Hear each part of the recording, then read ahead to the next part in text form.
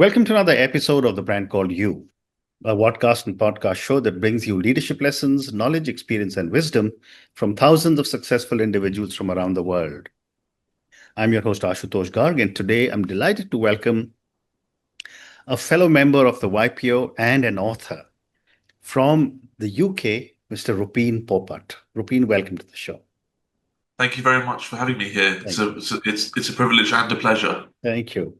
Rupeen is an author of a book titled Satyavati, the Queen Who Shaped the Destiny of the Kurus. And as I mentioned, he's a member of the YPO, and there's his book. So before I ask you another question, I'm going to ask all my viewers and listeners to go and check out Mr. Rupeen Popat's book. I'm going to do the same. So, Rupeen, you began studying the Ramayana and the Mahabharata at the age of 3. That's What right. what drew you in so early, and what has sustained that interest for so long? So I was from a young child, from the age of 3, I was pretty much surrounded by these stories. Hmm. For me, they weren't just mythology. Today, they're living lessons of that have been told in my family, in my community. But from a young age, my uncle, my chachaji, used to basically go to Videorama, video shop on a weekly Hmm. basis, Hmm. and he used to bring me different videos of the Mahabharata, of Ramayana, as and when it was released. And it became like a family ritual that we did this together. We'd learn the stories. My mother would read me these stories at night time, and it kind of got ingrained from me from a very young, early age. But I was also deeply inspired by Murari Bapu's Katha. Yeah. Um, as I got older, I realized how relevant these epics were. And, there's talks about leadership there, there's human relationships, there's dilemmas, and there were so many different angles that really sustained my interest from, Hmm. childhood stories to the deeper meanings as I got older growing up, basically. Hmm. Fascinating. And what role do you think the Ramayana and the Mahabharata could play in guiding people in today's modern world, especially for people living outside India like yourself? So I think that these epic stories, they're essentially human stories. Whether it's a question of duty, love, ambition, or morality, Hmm. they mirror the challenges that leaders, families, and societies face everywhere. Hmm. That makes them global rather than just an Indian story, in my opinion. Hmm. Okay. And how, in your view, do these epics go beyond religious narratives to become universal life lessons? Okay, that's a good question. I think that religion plays its part in framing them, but I think the wisdom is secular. The Mahabharata, especially, it's about choices, consequences, various different shades of grey. And I think that's what resonates in boardrooms and classrooms today, really. Hmm. Hmm. Right? Yeah. Yeah. Okay. So, Rupin, let's now talk about your book, Satyavati, the Queen Who Shaped the Destiny of the Kurus. And I'm very fascinated by all our scriptures. So I have some understanding of all these scriptures that you are referring to also. And my Okay. first question about your book is, what was the inspiration for you to retell the Mahabharata through the lens of Satyavati, a character often overlooked in popular retellings?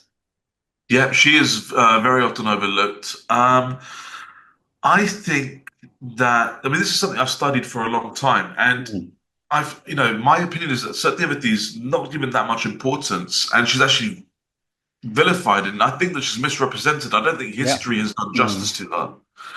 Without Satyavati, there is no Mahabharata. Yeah. That is the starting point. Her character's entry is the starting point where certain choices take you down the inevitable road of Kurukshetra. Mm. She's a character that's underrepresented in a very male-dominated world of the Mahabharata, Mhm. much like today. Mm. Um, she's often portrayed as a villain, like I've mentioned, but I think that her reputation is. I think that reputation belongs to her father a lot more. Her father's the one that made these choices Mhm. and kind of used her as his pawn to Correct. seize power, not necessarily for himself, but for his Mm. descendants. So it was a way for him to ascend into importance. And to be honest, Nobody today knows Dashraj, Satyavati's father. Nobody really knows his name even. He's a Hmm. forgotten character, Hmm. right? But he's the one that started this stuff. Absolutely.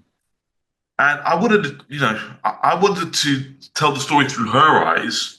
Is this book's not just about Satyavati and her life. It's Yeah, her narrating the beginning of the Mahabharata from the absolutely. point that she's there to the point where she does eventually leave, Hmm. right? Because this story spans for many generations. I agree. I So this is the early part, telling, explaining her bits, but I wanted to show how her story is very relevant in today's present as well today. Absolutely. But you've chosen to write your book in the first person. How did you find Somewhat. her voice? And what Hmm. challenges did you face in maintaining the authenticity of her voice?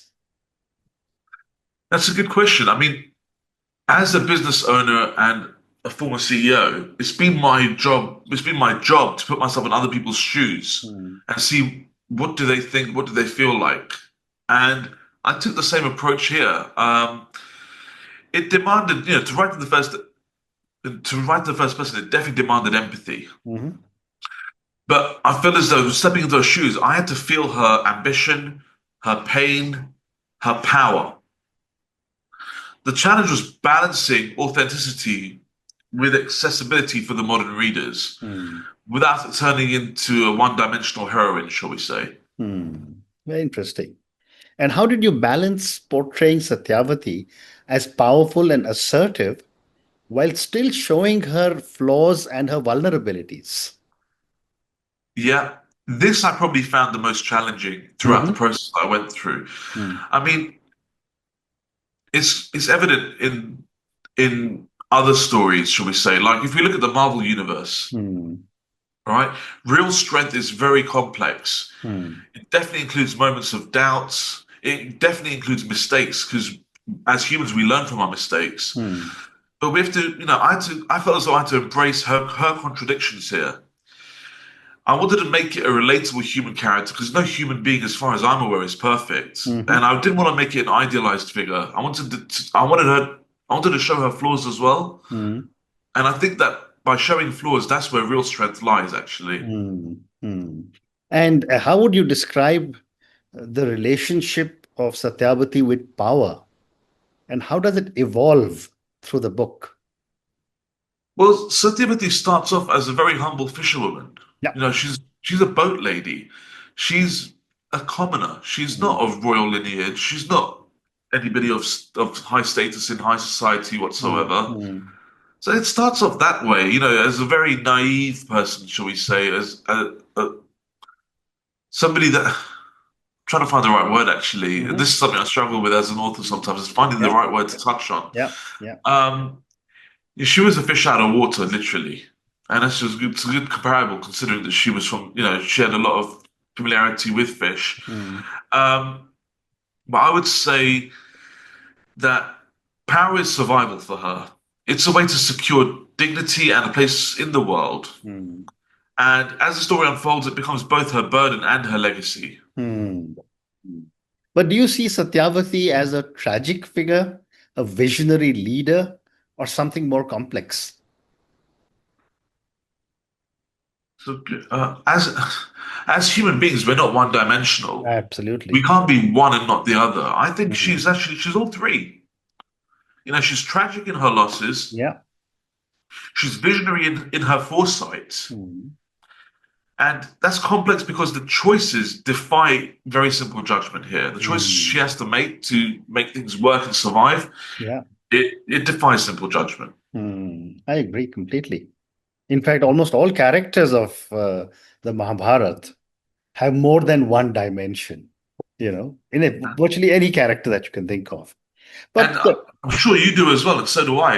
As human absolutely beings, we're built to be more than one correct. dimensional, Correct. I right? agree. I So it's agree. about making that relatable. I Yeah. agree with you. But moving on, Rupeen, her growing bond with Bhishma, you know, she was actually responsible for him to take that massive pratigya. Her growing bond is a key thread. What makes their relationship so compelling in your view? Well, I think. what made it easier for their relationship to be so strong and to grow in the way that it did is that Bhishma always looked at her as his mother, despite there Mm. being a very minimal age gap between Yeah. them. Mm. Um, so I think that it never went to a romantic place whatsoever. Yeah. Sometimes I think other authors have flirted with that idea. It's something I definitely didn't want to do. Mm. Definitely didn't want to do. It wasn't I my agree. understanding of their relationship whatsoever. It's Mm. definitely layered. I think it's layered with duty. It's definitely layered with guilt from Satyavati's part. There's utmost respect, which is mutual on both sides, Mm. um, and destiny, because I think that destiny, from the beginning of their story to the future that was in front of them, the Mm. destiny that laid in front of them, there was a lot of stuff that they had to navigate Yeah. together. Yeah. And it does, as I previously said, a lot of it defied logic. Mm. But I think that the tension of the duty, the guilt, the respect, and destiny coming, I think the tension Mm. of that makes it one of the most moving relationships in the whole epic altogether. Correct. Again, it's not a lot of light has been shown on this before, and I wanted to Mm. do this justice, basically. Fascinating. No, fascinating. I mean, you brought out some aspects of the Mahabharata that has not normally been covered, which is really fascinating. But tell me, how did you approach writing emotionally charged scenes like her interaction with Shantanu or the confrontation over Bhishma's oath? Yeah. So how did I approach? I think it was a case of stripping it down to its raw emotions, Hmm. the longing, the pride, the pain. But by keeping the dialogue intimate and Hmm. rooted in the character, the drama carries itself without much exaggeration, I think. Hmm. I mean, these are stories that I've lived and breathed for Yeah. for, for many, many years. Hmm. So for me, it's something that I got a grasp of quite early on in that sense. Yeah. So, Yeah. and I also hope that my passion carries through in the writing as well. It's something I'm very Absolutely. passionate about. Yeah, I agree. I agree. And for most people who have um, been read the Mahabharata when they were young, like I was, it's almost like a part of your life. So I can appreciate what you're saying. My next question, Rupin, is do you believe Satyavati's actions were justified in the context of the greater good of the kingdom or the Kuru Do I dynasty? believe that her actions were justified for the great? Does it matter what I think? It does. You're Really? the author. But You're the author. I think she believed her actions were right. Correct. Okay? She believed her actions were justified. Mm, I think that's what matters. mm, I'm telling her story, right? So I'm an observer, I'm still an observer here, really. I'm trying to give her voice here. mm, And she believed her actions were right and justified. And I think that's what matters. See, the Bible teaches us that right is never absolute. mm, It shifts with perspective and with consequences. mm. When Bhishma made the vow, he thought he was doing the right thing. When he was laying on his bed of arrows, I don't Yeah. think he was thinking he did the right thing. You Mm, know, so I think that doing the right thing can be good at one time, and the same right thing can be bad at another time as well. And mm. I learned that from Bhishma. Yeah. Yeah. Um, so I think that Satyavati believed that her choices Mm, were the truth and the correct path. mm. And but what it tells me is the truth is never black or white. It's Correct. very grey. It's shaped by experience, Mm, and everyone's truth can be different mm, because for example, if you ask a blind person whether color exists, mm. they may say no because they've never experienced it. Yeah. Yet to someone who sees color, it's undeniable. Yeah. Satyavati's truth, in the same Mm, way, was real to her, and mm. it shaped the destiny of the Kodos. Yeah. Yeah. I agree. And yet, the idea of destiny versus choice runs throughout the Mahabharata. How do you see Satyavati grappling with this dichotomy? I mean, Satyavati constantly pushes against destiny Yeah. through the choice that she makes. Mm, Yet she finds herself bound by it. mm, That tension defines her life. And in many ways, and ours too, this is the age-old question that keeps on appearing and mm, across different cultures, arts, films, like The Matrix. mhm, And later it runs, I noticed it running through the Marvel cinematic universe as well. Mm. What would the world be if a different choice had been made? Yeah. There's so many different examples. What would the outcome be? What would have changed? So, the answer is yes, and yet perhaps the larger arc was destined. Mm. So in the Mahabharata, Satyavati makes choices at every turn, but the Kurukshetra war still comes. Maybe destiny and choices aren't opposites, Mm. in my opinion. Yeah. Maybe they're intertwined like strands of DNA. Mm. Yeah. Yeah. Yeah.